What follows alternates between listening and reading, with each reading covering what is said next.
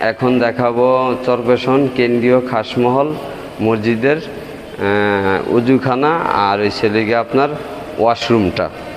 আর এখানে উজুখানার লোক বসতে পারবে এই পাশে 40 জন, আর এই পাশেও 40 জন, 38 জন আর কি এখানে চলে। আর এখানে টাইম আছে, একটা ঘড়ি আছে, ওই যে দেখতে পাচ্ছেন সবাই, এটা ঘড়ি আছে। কেউ অজুর টাইম হয়ে গেলে তাড়াতাড়ি করে অজু করতে পারবেন, ঘড়ির দিকেও দেখতে পারবেন।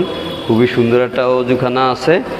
আর এখানে যদি হাত তাড়াতাড়ি শুকানোর জন্য, যদি হাতে যদি আপনার এই মুহূর্তে কিছু পাচ্ছেন না ধোয়ার জন্য বা মোছার জন্য, তখন এটা চালু দিলে এখানে হাত গরম হয়ে হাত শুকিয়ে নিতে পারবেন।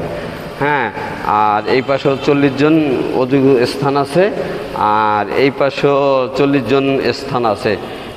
কম করে পুরো 150 মানুষের 150 মানুষ অজু করতে পারবে এখানে। হ্যাঁ, এই মসজিদের স্থান। আর আপনাদেরকে আরেকটা জিনিস দেখাচ্ছি। ভাই, আমরা পানি অপচয়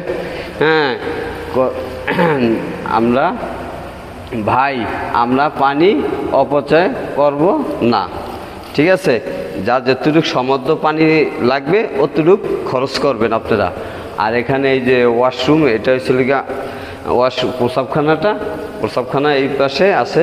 এখানেও কম করে লেগিয়া প্রায় 10 জন এই পাশে, আবার এই পাশেও আছে। এই পাশেও প্রসাব করার মতো অলরেডি 10-12 জন করা যায়।